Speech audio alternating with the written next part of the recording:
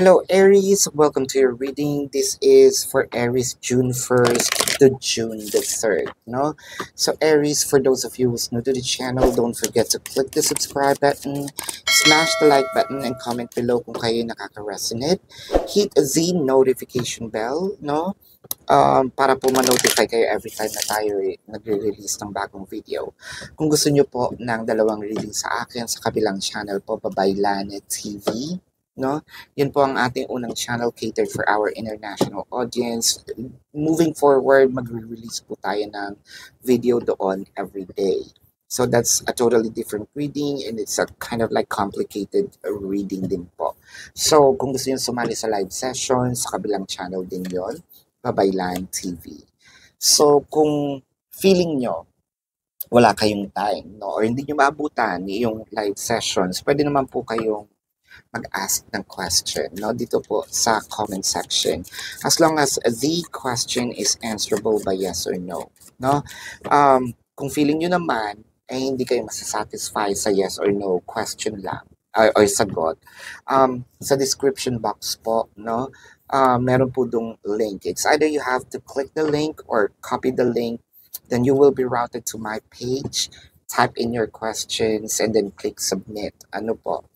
Kung gusto nyo rin pong mag-avail ng ating private reading, doon din po yun sa kabilang channel. Sa description box, pakibasa na lang po and read the instructions, no? So, Aries, I want you to know that this is a general reading. You may resonate with the entire reading or you may resonate with some bits and pieces of the reading. Take what's only yours. Aries, magsimula na tayo. Ang nakikita ko dito, meron talagang gustong mag-push nitong relasyon into another level of commitment, no? Parang sure na siya na itong relasyon na ito is panghabang buhay na. Ganun ka-sure itong taong ito na to a point na iniisip niya na ang cohabitation, proposal, marriage, or building a family. Or either lumipat tayo ng ibang lugar, no? Magsarili tayo ng ibang lugar. I think dumating na dito doon sa point na wala nang atrasan, no? Itong taong ito is para na sa akin with the Knight of Swords, the 10 of Coins, and the 6 of Coins. Siguro mapapansin natin or baka iniisip ng ibang tao, bakit ganito yung decision niya? Either kakasimula lang nila, parang ang bilis ng pace, no? Hindi kasi alam na nag-iipon itong taong ito. Whether this is you or this is your person.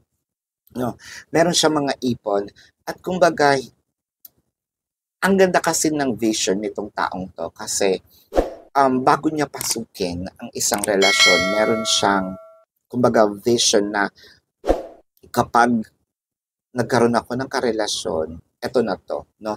At hindi ako magloloko.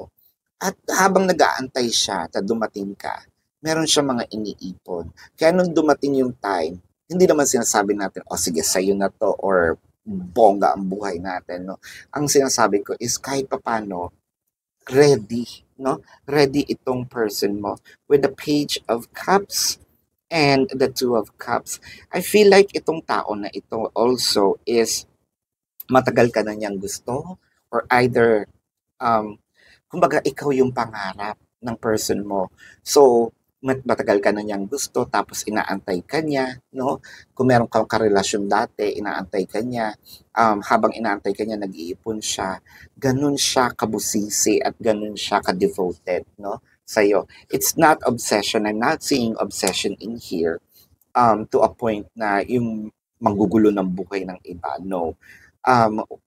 Patiently willing. And with the King of Coins, the Knight of Wands, and the Queen of Swords. And I feel like kahit ganito tong taong to, yung ganun yung pasensya niya at meron siyang sabihin natin mga savings, ikaw pa rin ang masusunod dito eh.